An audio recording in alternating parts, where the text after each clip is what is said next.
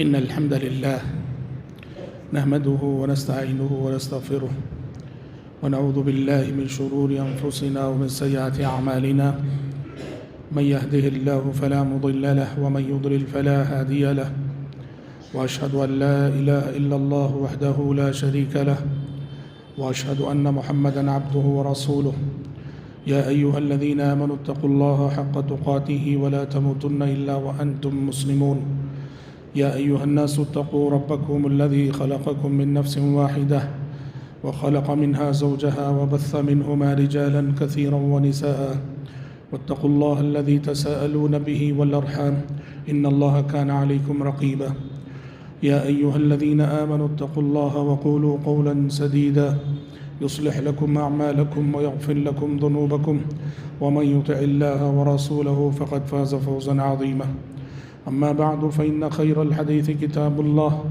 وخير الهدي هدي محمد صلى الله عليه وسلم وشر الأمور محدثاتها وكل محدثة بدعة وكل بدعة ضلالة وكل ضلالة في النار أعوذ بالله السميع العليم من الشيطان الرجيم من همزه ونفخه ونفسه ويسألونك عن الروح قل الروح من أمر ربي وما أوتيتم من العلم إلا قليلا۔ حضرات گرامی، ابھی میں نے آپ کے روبرو سورہ بنی اسرائیل کی ایک آیت پڑھی ہے۔ یہودیوں کی ایک جماعت تھی جس پر سے نبی کریم صلی اللہ علیہ وسلم کا گزر ہوا، تو یہودیوں نے پیارے نبی صلی اللہ علیہ وسلم سے سوال کیا کہ اگر آپ سچے نبی ہیں تو روح کی حقیقت کے بارے میں بتائیے۔ یہودیوں نے جب یہ سوال کیا تو اس کے جواب میں آسمان سے جبریل امین یہ وحی لے کر آئے، جس میں بتایا گیا کہ وَيَسْأَلُونَكَ عَنِ الرُّوحِ، اے محمد یہ لوگ آپ سے روح کے بارے میں پوچھ رہے ہیں۔ قُلِ الرُّوحُ مِنْ أَمْرِ رَبِّي، فرما دیجئے کہ روح میرے رب کے حکم سے ہے۔ وَمَا أُوتِيتُم مِّنَ الْعِلْمِ إِلَّا قَلِيلًا، اور تمہیں بہت تھوڑا سا علم دیا گیا ہے۔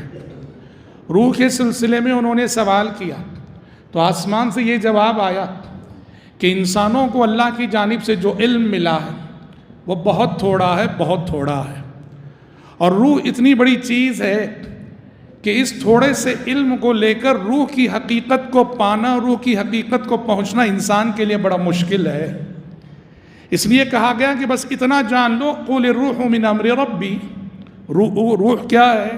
یہ میرے رب کا حکم ہے، یہ میرے رب کے حکم سے آتی ہے۔ حضرات، روح ایک جسم لطیف ہے جسے دیکھا نہیں جا سکتا، جو نظر نہیں آتی پر محسوس کی جا سکتی ہے۔ روح نظر نہیں آتی مگر اس کا کردار محسوس ہوتا ہے کہ روح اور جسم، روح کا رشتہ جب جسم سے ہوتا ہے اور جسم کا رشتہ جب روح سے ہوتا ہے تو اس کے نتیجے میں زندگی نمودار ہوتی ہے۔ روح جب جسم سے ملتی ہے تو زندگی وجود میں آتی ہے، اور 100 سال بھی جسم کا رشتہ روح سے رہے جسم صحیح رہتا ہے۔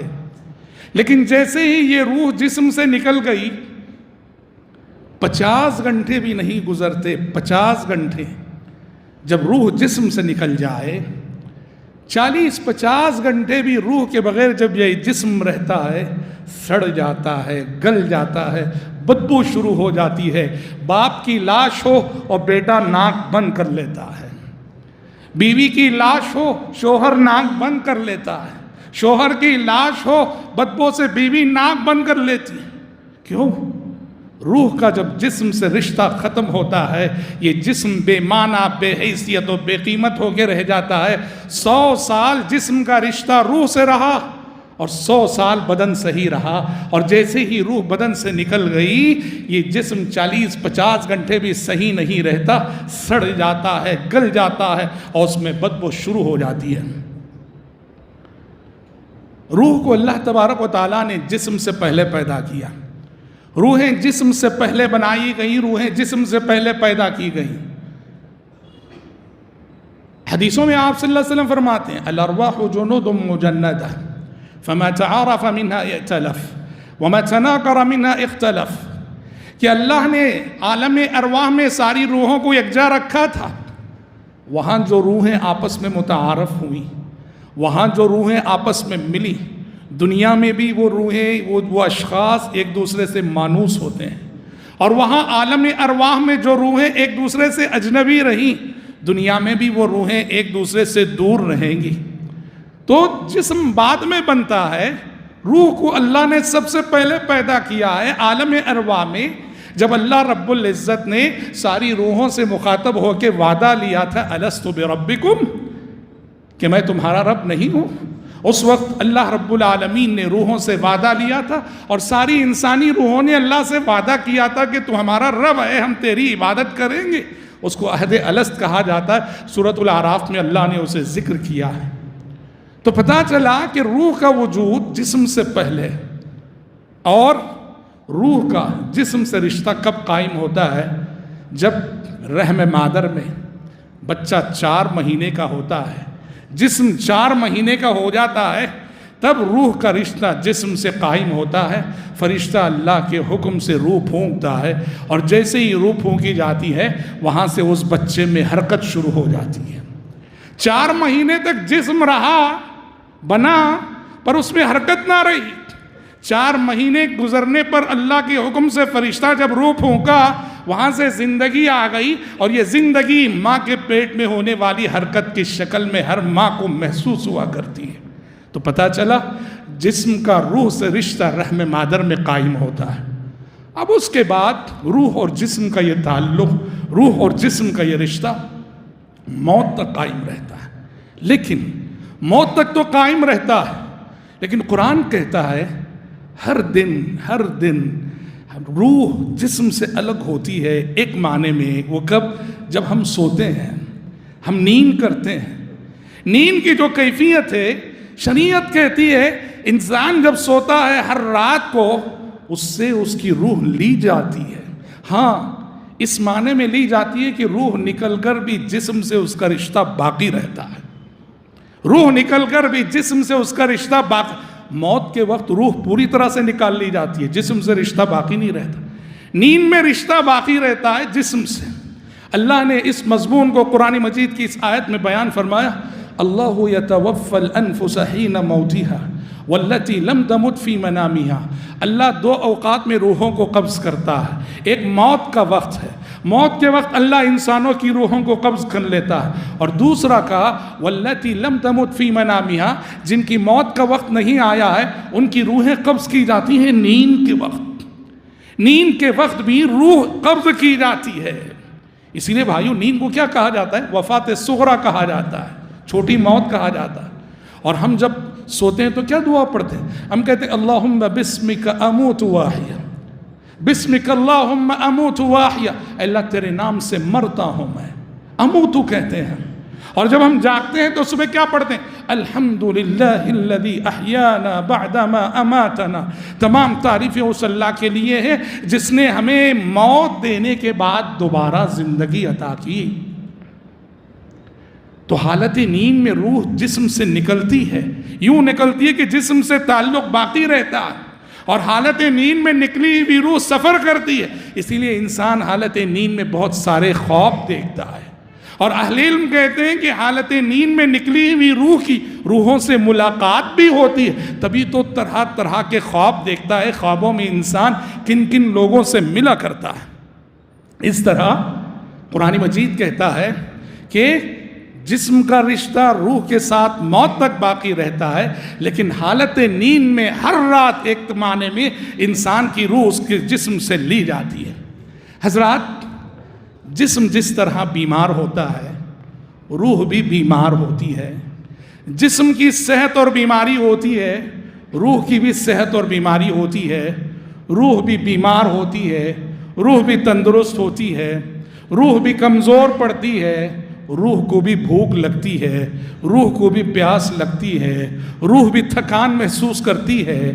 جو کیفیتیں جسم پہ گزرتی ہیں، جسم کو بھوک لگتی ہے تو ہم کھاتے ہیں، جسم کو پیاس لگتی ہے تو ہم پیتے ہیں، جسم تھکتا ہے تو ہم آرام کرتے ہیں، یہ ساری کیفیتیں روح پہ بھی گزرتی ہیں۔ روح بھوکی ہوتی ہے، روح پیاسی ہوتی ہے، روح کمزور پڑتی ہے، روح بیمار ہوتی ہے، پر آپ جانتے ہیں کہ روح کی غذا کیا ہے؟ روح کی پیاس کیسے بجھتی ہے؟ بیمار روح کا علاج کیسے ہوتا ہے؟ روح کی غذا عبادت ہے، روح کی غذا عبادت ہے، روح کی غذا تلاوت ہے، روح کی غذا اللہ سے تعلق ہے، روح کی غذا اللہ تبارک و تعالیٰ کا ذکر ہے۔ جو اپنی روح کو یہ غذا جتنی فراہم کرے گا، جتنی عبادت کرے گا، جتنی تلاوت کرے گا، جتنا ذکر کرے گا، جتنا اللہ کو یاد کرے گا، جتنا اللہ سے جڑنے کی کوشش کرے گا، اس کی روح کو اسی قدر توانائی اور طاقت حاصل ہوتی ہے۔ اور یاد رکھنا، زندگی کی خوشی جسے کہتے ہیں، زندگی کا سکون جسے کہتے ہیں، زندگی کی راحت جسے کہتے ہیں، زندگی کا اطمینان جسے کہتے ہیں، زندگی کا چین جسے کہتے ہیں، وہ اصل روح کا سکون ہوتا ہے، روح کا اطمینان ہوتا ہے، روح کا قرار ہوتا ہے۔ اگر آپ کی روح بھوکی ہو، آپ کی روح پیاسی ہو، آپ کی روح بیمار ہو، آپ کو زندگی کی حقیقی خوشیاں نہیں ملیں گی، زندگی کا حقیقی سکون آپ کو نہیں ملے گا، زندگی کا حقیقی چین آپ کو نہیں ملے گا۔ اس لیے یاد رکھنا، میری اور آپ کی زندگی کی جو حقیقی خوشیاں اور سکون ہے، اس کا دار و مدار جسم سے زیادہ روح پر ہوا کرتا ہے۔ جو اپنی روح کا جتنا خیال رکھتا ہے، اس شخص کی زندگی کا کانفیڈنس ہی کچھ الگ لیول کا ہوتا ہے۔ عبدالعزیز بن عبداللہ بن باز رحمۃ اللہ علیہ جانتے ہیں، سعودی عرب کے سابق مفتی گزرے ہیں، بہت نیک، بڑے اللہ والے، بڑے متقی انسان گزرے ہیں، نابینا تھے، اندھے تھے، بہت بڑے عالم تھے، 90 سال کی عمر پائی، 90 سال کے بڑھاپے میں انتقال ہوا، اور یہ 90 سال ایسے گزارے انہوں نے جہد مسلسل میں، مسلسل محنت میں، انہوں نے اپنی زندگی میں کبھی کوئی چھٹی نہیں لی، زندگی میں کبھی کوئی چھٹی نہیں لی۔ جوانی میں جو ذمہ داریاں شروع کی، جو محنت شروع کی، 90 سال کے بڑھاپے تک وہ محنت جاری رہی۔ لوگ ان کی محنت کو دیکھ کر، ان کی جستجو کو دیکھ کر اش کرتے تھے۔ ایک مرتبہ کسی نے پوچھ لیا شیخ بن باز رحمۃ اللہ علیہ سے کہ شیخ 90 سال کا بڑھاپا، 90 سال کا بڑھاپا، اور 90 سال کے بڑھاپے میں یہ محنت، یہ جستجو، دن رات آپ کو ہم کسی نہ کسی کام میں مشغول دیکھتے ہیں، کہیں کبھی درس دے رہے ہیں، کبھی فتویٰ دے رہے ہیں، کبھی کوئی چیز املا کروا رہے ہیں، کبھی خدمت خلق کے کاموں میں مصروف ہیں، کبھی حکومت کے منصب داروں عہدیداروں سے گفتگو اور میٹنگوں میں مصروف ہیں۔ کہا 90 سال کے اس بڑھاپے میں یہ محنت کیسے ممکن ہوئی؟ بن باز نے کہا، پوچھنے والے کو جواب دیتے ہوئے کہا، بیٹے روح اگر جوان ہو تو پھر جسم کا بڑھاپا نقصان نہیں کرتا، روح اگر جوان ہو تو پھر جسم کا بڑھاپا نقصان نہیں کرتا۔ جسم بھلے سے بوڑھا ہو جائے، روح اگر جوان ہو، توانا ہو، تندرست ہو، طاقتور ہو، تو انسان جسمانی اعتبار سے کمزور رہ کر بھی اندر سے بہت مضبوط ہوتا ہے۔ تبھی تو ان کے بارے میں آتا ہے کینسر جیسے موذی مرض میں مبتلا تھے، لیکن اب جانتے ہیں کہ آخری مومنٹس جو ہوتے ہیں کینسر پیشنٹ کے کتنے اذیتناک اور المناک ہوتے ہیں۔ اس کے باوجود زندگی کی آخری رات بھی، جو ان کی زندگی کی آخری رات تھی، حسب معمول ان کی مجلس افتاء جمتی ہے، مجلس افتاء میں وہ بیٹھتے ہیں، لوگ سوالات کرتے ہیں، لوگوں کے سوالات کے جوابات دیتے ہیں۔ آپ نے کبھی کسی کینسر پیشنٹ کو آخری مراحل میں اس قدر توانائی کی حالت میں نہیں دیکھا ہوگا۔ تو یاد رکھنا، میری اور آپ کی زندگی کی حقیقی توانائی، حقیقی مسرت، حقیقی طاقت، حقیقی خوشیاں، حقیقی سکون، یہ جسم سے زیادہ روح پر منحصر ہے۔ اور میرے عزیزو، آج کا سب سے بڑا مسئلہ یہی ہے، آج کا سب سے بڑا مسئلہ یہی ہے، آج کی دنیا کا، آج کے انسانوں کا اور آج کے کلچر کا سب سے بڑا مسئلہ یہی ہے۔ آج انسانوں کا سارا فوکس صرف اس جسم پر ہے، سارا کا سارا فوکس اس جسم پر ہے، سارا اہتمام اس جسم کے لیے، سارے پروگرام بن رہے ہیں اس جسم کے لیے۔ جسم کو بنانا ہے، جسم کو سنوارنا ہے، جسم کو خوبصورت کرنا ہے، جسم کو جاذبیت والا بنانا ہے، جسم کو صحت مند رکھنا ہے، انسان کی ساری فکر، انسان کی ساری سوچ، انسان کی ساری تدبیریں آج صرف اور صرف جسم تک محدود ہیں۔ چلے جاؤ گلی گلی بیوٹی پارلر ملیں گے آپ کو جہاں انسان کو سنوارا جاتا ہے، سجایا جاتا ہے۔ چلے جاؤ گلی گلی آپ کو ہسپتال ملیں گے جہاں انسان کی جسم کا علاج کیا جاتا ہے۔ افسوس ہے اس انسان پر کہ جس کی روح اس کے جسم سے زیادہ بیمار ہے۔ جسم کے لیے تو تم نے اتنے جتن کیے ہیں، گلی گلی ہسپتال کھول رکھے ہیں، بیمار روح کا علاج کب کرو گے؟ ڈاکٹر کا علاج کرا کے اپنے جسم کو صحت مند بنا بھی لو گے؟ روح اگر تمہاری بیمار رہے گی، تم جسمانی اعتبار سے صحت مند رہ کر بھی بیمار رہو گے۔ آپ دیکھتے نہیں، پڑھتے نہیں، بڑے بڑے ڈاکٹرز، بڑی بڑی ہسپتالوں میں کام کرنے والے ڈاکٹر، اللہ اللہ، ہاں خودکشی کرتے ہیں۔ ڈاکٹر ہے، خودکشی کر رہا ہے، دوسروں کا علاج کرنے والا خودکشی کر رہا ہے۔ کیوں؟ اس نے جو سلیبس پڑھا ہے وہ سلیبس اسے صرف جسم کا علاج کیسے کرنا وہ سکھاتا ہے۔ بیچارہ دوسروں کے جسم کا علاج کرنے والا، خود اس کی اپنی روح اندر سے بیمار تھی۔ یہ دوسروں کے جسموں کا علاج کرتا رہا، اندر سے اس کی روح بیمار رہی، اور یہ روح کا اضطراب، یہ روح کی بے چینی اس قدر بڑھتی ہے، اس قدر بڑھتی ہے، ایک دن وہ خودکشی کر لیتا ہے۔ یہاں رک کے سوچو آپ، کیوں آخر یہ خودکشی؟ یاد رکھنا، روحوں کے ڈاکٹر انبیاء و رسول علیہم السلام ہیں۔ روحوں کے ڈاکٹر انبیاء و رسول علیہم السلام ہیں۔ روحوں کا علاج انبیاء و رسول علیہم السلام کی تعلیمات میں ملے گا، اور انہی کی تعلیمات ہی میں ملے گا۔ جو انبیاء و رسول علیہم السلام کی تعلیمات سے انحراف کرے گا، جو پیغمبروں کی تعلیمات سے انحراف کرے گا، اسے اس زمین پر کبھی واللہ العظیم سچی خوشیاں اور سچا سکون نہیں ملے گا۔ وقتی سکون ملے گا، وقتی اطمینان ملے گا، وقتی خوشیاں ملے گی، لیکن یہ خوشیاں، یہ سکون دیر تک رہنے والا نہیں، یہ بہت جلد فنا ہو جائے گا۔ زندگی کا حقیقی سکون چاہتے ہو، جسم سے زیادہ روح کی فکر کرو۔ زندگی کی حقیقی مسرتیں اور خوشیاں چاہتے ہو، جسم سے زیادہ روح کی فکر کرو۔ زندگی کا قرار چاہتے ہو، جسم سے زیادہ روح کی فکر کرو۔ آپ کی روح جتنی توانا رہے گی، جتنی تندرست رہے گی، جتنی جوان رہے گی، آپ کی زندگی اسی قدر خوب گزرے گی، خوب گزرے گی۔ حضرات، کتاب و سنت کی تعلیمات کے مطابق روح کے تعلق سے ایک اہم مرحلہ وہ ہے جب اس جسم سے روح کا رشتہ ختم ہوتا ہے، جسے ہم موت کا وقت کہتے ہیں۔ موت کے وقت ایک مومن کی روح اور ایک نافرمان انسان کی روح، ملائکہ کا سلوک کیسے ہوتا ہے، اور ملائکہ کی حاضری جب ہوتی ہے تو اس روح کا کردار کیا ہوتا ہے۔ قرآن مجید نے ان دونوں مضامین کو آیتوں میں بھی پیش کیا، اور لسان نبوت نے احادیث میں بھی اس مضمون کو پیش کیا۔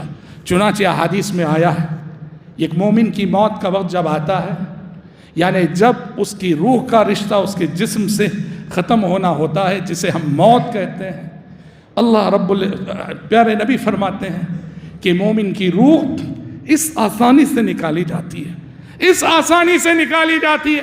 پیارے نبی نے مثال دی جیسے پانی کے ایک مٹکے سے پانی کا قطرہ چھلکتا ہے۔ پانی کے مٹکے سے پانی کے قطرے کو نکلنے میں کوئی تکلیف نہیں ہوتی، کوئی دشواری نہیں ہوتی، بڑی آسانی سے وہ قطرہ چھلک جاتا ہے۔ پانی کے مٹکے سے پانی کا قطرہ جیسے چھلکتا ہے، مومن کی روح جب ملائکہ آتے ہیں اس آسانی سے نکلتی ہے، اور یہ ملائکہ اس پاکیزہ روح کو جنت سے لائے ہوئے خوشبودار کفن میں لپیٹتے ہیں، خوشبودار کفن میں لپیٹتے ہیں۔ اسی لیے بعض صالحین کی موت کے وقت سارے لوگ گواہی دیتے ہیں، گھر والے، اچانک خوشبو اور مہک محسوس ہوتی ہے، اور واللہ العظیم ایسے دسیوں واقعات دنیا میں پیش آئے ہیں۔ نیک صالح لوگوں کی روح جب قبض ہوتی ہے، اس کمرے میں جہاں ان کی لاش ہوتی ہے، عجیب طرح کی خوشبو اور مہک محسوس ہوتی ہے۔ آپ نے فرمایا یہ ملائکہ جنت سے لائے ہوئے خوشبودار کفن میں اس کی روح کو لپیٹتے ہیں، اور لے کے آسمان کی جانب چڑھ جاتے ہیں. آسمانوں پہ استقبال ہوتا ہے اس پاکیزہ روح کا. آسمان کے دروازے کھول دیے جاتے ہیں اس پاکیزہ روح کے لیے. آسمان کے دروازے پر دروازے پار کرتے ہوئے یہ پاکیزہ روح ملائکۃ الرحمہ کے ذریعے سے علیین تک پہنچتی ہے، اپنے مقام تک پہنچتی ہے. اور وہیں آپ صلی اللہ علیہ وسلم نے کہا جو نافرمان ہے، جو اللہ رب العزت کا باغی ہے، جو مشرک ہے، جو کافر ہے، جو بے ایمان ہے، جو فاسق ہے، جو فاجر ہے، قرآن مجید نے کہا وَلَوْ تَرَى إِذِ الظَّالِمُونَ فِي غَمَرَاتِ الْمَوْتِ وَالْمَلَائِكَةُ بَاسِطُو أَيْدِيهِمْ أَخْرِجُوا أَنفُسَكُمْ.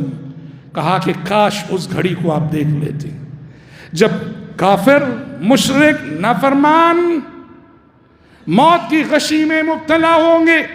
وَالْمَلَائِكَةُ بَاسِطُو أَيْدِيهِمْ، اور ملائکۃ العذاب ہاتھ پھیلائے کہہ رہے ہوں گے نکلا نکلا. اور ملائکۃ العذاب کو دیکھ کر اس کی روح چھپنے کی کوشش کرے گی بدن میں. اور پیارے نبی فرماتے ہیں کہ یہ ملائکۃ العذاب بالآخر اس کی روح کو یوں نکالیں گے، اس تکلیف سے نکالیں گے.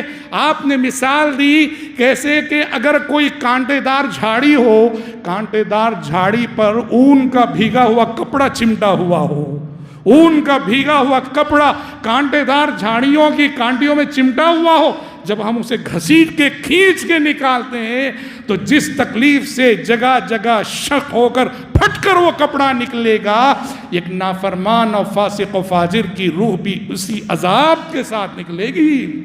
اور پھر بدبودار کفن ہوں گے، بدبودار کفن ہوں گے. اس میں اس روح کو لپیٹا جائے گا اور آسمان کی جانب لے کر جب چڑھیں گے آسمان کے دروازے بند کر دیے جائیں گے. اس روح کے لیے آسمان کے دروازے بند کر دیے جائیں گے، آسمان کے دروازے کھولے نہیں جائیں گے، اسے پھر نیچے زمین میں پھینک دیا جائے گا. اسی لیے اہل علم کہتے ہیں کہ روحوں کے دو ٹھکانے ہیں. مرنے کے بعد انسانی روحوں کے دو ٹھکانے ہیں، مومن، موحد، نیک، صالح، متقی.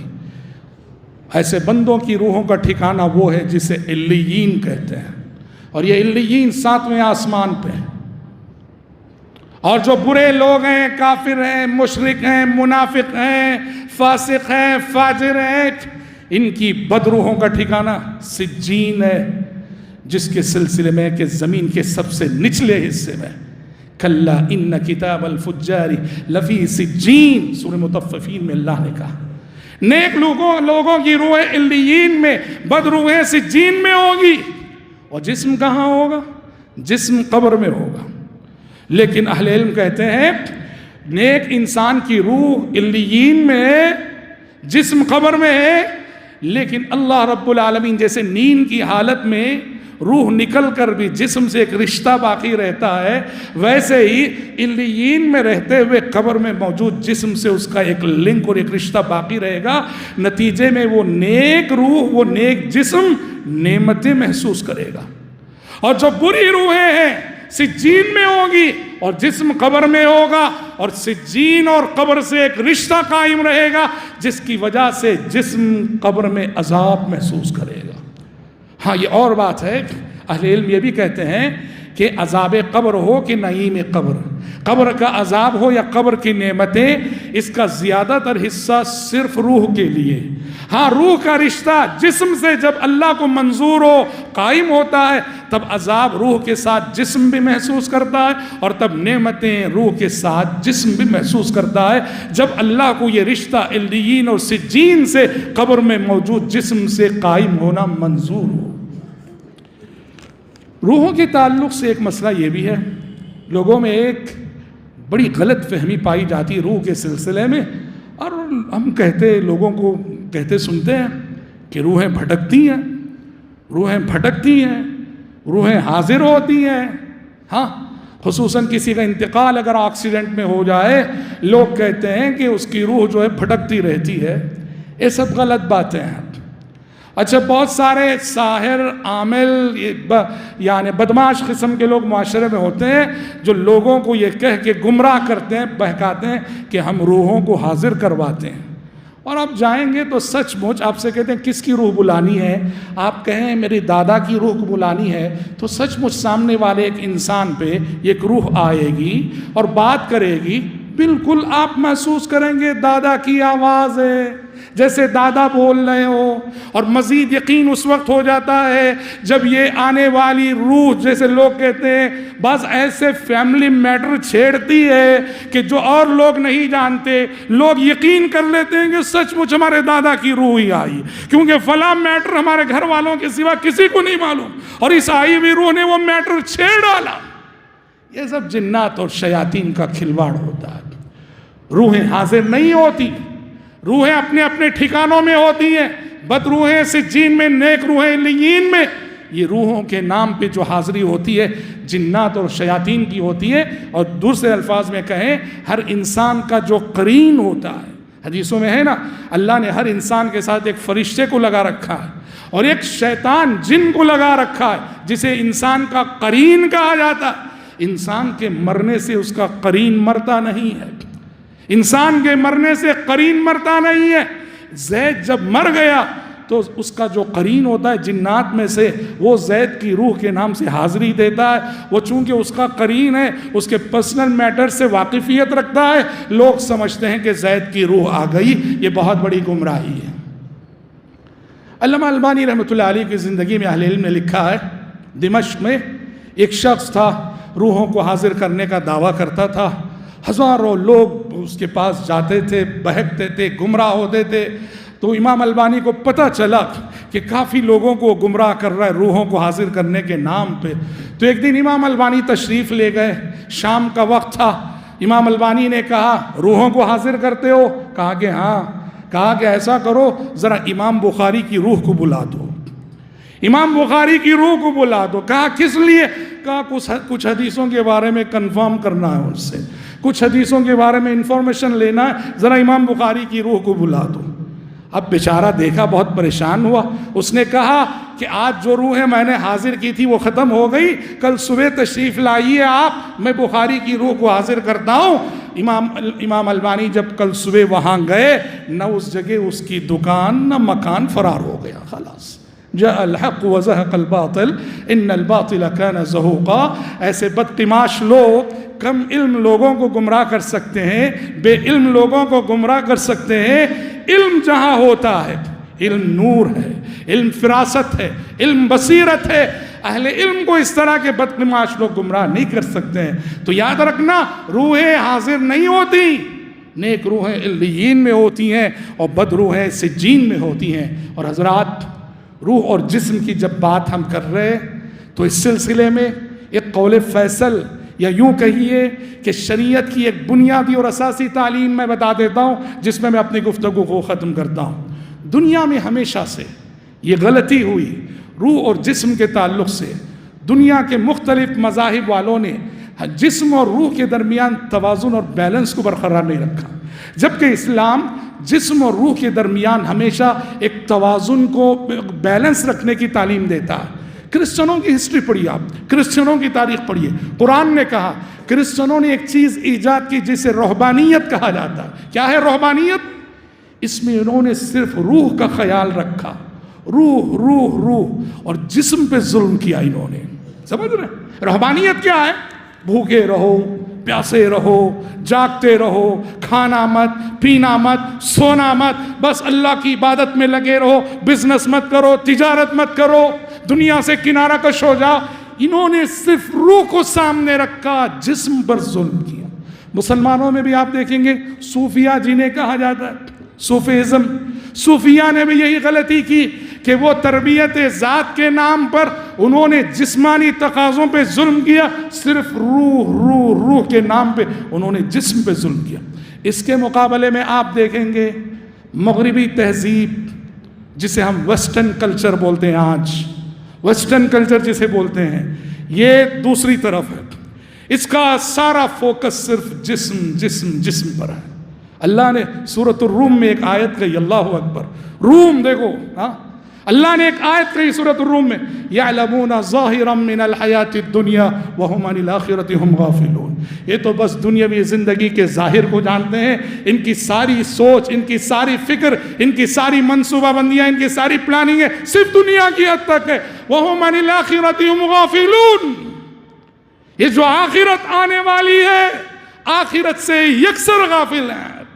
ان کا سلیبس، ان کی یونیورسٹیاں، ان کی کالجز، ان کی پلاننگیں، ان کی کمپنیاں، ان کی ٹیکنالوجی، سب کیا ہے؟ دنیا دنیا دنیا کی حد۔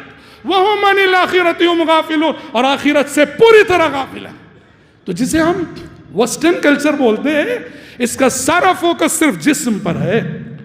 ہاں، اسلام یہ اور روح کو اس نے نظر انداز کیا ہوا ہے، اس لیے آج کے انسان کی زندگی میں سکون نہ پیدا۔ اسلام کیا کہتا ہے؟ اسلام کہتا ہے انسان نام ہے جسم اور روح کے مرکب کا، انسان بنا ہے جسم اور روح سے، جسم کے بھی تقاضے ہیں، روح کے بھی تقاضے ہیں، جسم کی بھوک بھی مٹانا ہے، روح کی بھوک بھی مٹانا ہے، جسم کی پیاس بھی بجھانا ہے، روح کی پیاس بھی بجھانی ہے، جسم کو بھی آرام دینا ہے، روح کو بھی آرام دینا، بیلنس رکھنے کی تعلیم دی اسلام نے۔ یہی وجہ ہے جو صحابہ بہت زیادہ عبادت کرتے تھے، بیوی کا خیال نہیں، بچوں کا خیال نہیں، سونا نہیں، تو وہاں جب سلمان فارسی رضی اللہ عنہ نے بہت زیادہ عبادت میں مشغول ابو الدرداء رضی اللہ عنہ کو یہ نصیحت کی، ان لجسدک علیک حقا ولعینک علیک حقا ولزوجک علیک حقا فاعط کل ذی حق حقا، کہا کہ ابو الدرداء عبادت کے یہ معنی نہیں، دینداری کے یہ معنی نہیں کہ تم صرف روح کے ہو رہو، جسم بھی تو ہے۔ ہاں، روزے رکھتے ہو اچھی بات ہے، جسم کا بھی خیال رکھو، کھا لیا کرو۔ تہجد پڑھتے ہو اچھی بات ہے، آنکھوں کا بھی خیال رکھو، سو لیا کرو۔ ارے تمہاری اپنی زوجہ ہے، بیوی ہے، بیوی کا حق بھی ادا کرو۔ اور جب ابو الدرداء شکایت کے طور پر پیارے نبی کے پاس گئے اور حضرت سلمان فارسی کی اس نصیحت کو عرض کیا، تو پیارے نبی نے کہا صدق سلمان، کہا کہ فارس سے آئے ہوئے سلمان نے تمہیں بڑی سچی نصیحت کی۔ تو اسلام یہ کہتا ہے جسم کے تقاضوں کے نام پر روح پہ ظلم نہ ہو، روح کے تقاضوں کے نام پہ جسم پہ ظلم نہ ہو، دونوں میں ایک توازن اور ایک بیلنس ضروری ہے۔ جو جس قدر اس بیلنس کو قائم رکھے گا اس کی دنیا اور آخرت اسی قدر کامیاب ہوگی، اور جو جس قدر اس بیلنس کو قائم رکھنے میں ناکام ہوگا وہ دوسروں سے پہلے اپنے آپ پہ سب سے بڑا ظلم کرے گا۔ رب العزت سے دعا ہے کہ پروردگار عالم مجھ کہنے والے کو، آپ سبھی سننے والوں کو، روح کی جسم سے پہلے یہ جو روحانی تقاضے ہیں، جو روح کو صحت مند بناتے ہیں، روح کو توانا رکھتے ہیں، اللہ تبارک و تعالی ہمیں اپنی روح کی فکر کرنے کی توفیق عطا فرمائے۔ اور رب العزت روح کے ساتھ ساتھ جو جسمانی تقاضے ہیں، اللہ رب العزت ان جسمانی تقاضوں کو بھی کما حق ادا کرنے کی اللہ ہم سب کو توفیق عطا فرمائے۔ اللہم آمین۔ اعلان پر میں اپنی گفتگو ختم کرتا ہوں حضرات کہ آپ ہر مہینے ایک جمعہ ڈائلیسس کے مریضوں کو اپنا قیمتی تعاون پیش کرتے ہیں۔ 260 سے زائد مریض ماہانہ آپ کے اس تعاون سے الحمدللہ امداد حاصل کرتے ہیں۔ آج کے جمعے کا چندہ ڈائلیسس کے مریضوں کے لیے خاص کیا گیا ہے۔ ہم آپ سبھی بھائی بہنوں سے درخواست کرتے ہیں کہ اپنی ان بیمار بھائی بہنوں کی دل کھول کر مدد کرتے ہوئے جائیں، اور مدد حاصل کرنے والوں میں یہ نہ بھولیں مسلم بھی ہیں اور غیر مسلم مریض بھی ہیں۔ یہ ہمارے مذہب کی تعلیم ہے۔ انسان جب ہمدردی کا مستحق ہوتا ہے تو مذہب دیکھے بغیر ہر انسان کی مدد کرو اور ہر انسان کے ساتھ ہمدردی کا ثبوت دو۔ یہ ہمارے مذہب کی تعلیم ہے، اور ہماری مسجد سے الحمدللہ مسلم مریضوں کو، غیر مسلم مریضوں کو بلا استثناء تعاون دیا جاتا ہے۔ آپ سبھی سے درخواست ہے کہ آج کا آپ کا قیمتی چندہ ڈائلیسس کے مریضوں کے لیے دیتے ہوئے جائیں۔ اللہ آپ کے صدقات و خیرات کو قبول فرمائے۔ اللہم آمین۔ بارک اللہ لنا ولکم فی القرآن العظیم ونفعنا وإياكم بما فيه من الآيات والذكر الحكيم إنه تعالى جواد كريم ملك بر رؤوف رحيم رب حليم۔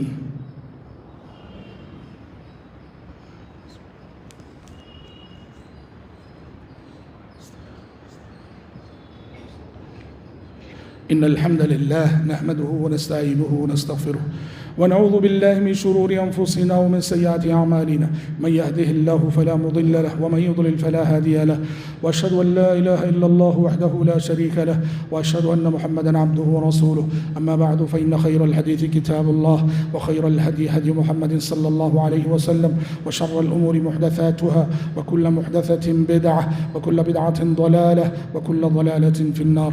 أعوذ بالله السميع العليم من الشيطان الرجيم. إن الله وملائكته يصلون على النبي يا أيها الذين آمنوا صلوا عليه وسلموا تسليما. اللهم صل على محمد وعلى آل محمد كما صليت على إبراهيم وعلى آل إبراهيم إنك حميد مجيد.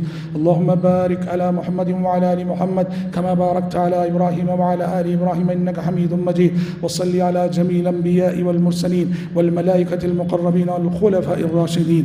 اللهم انصر من نصر دين محمد صلى الله عليه وسلم واجعلنا منهم آمين، واخذل من خذل دين محمد صلى الله عليه وسلم ولا تجعلنا منهم آمين. عباد الله رحمكم الله، إن الله يأمر بالعدل والإحسان وإيتاء ذي القربى وينهى عن الفحشاء والمنكر والبغي يعظكم لعلكم تذكرون. واذكروا الله يذكركم وادعوه يستجب لكم ولذكر الله أكبر والله يعلم ما تصنعون.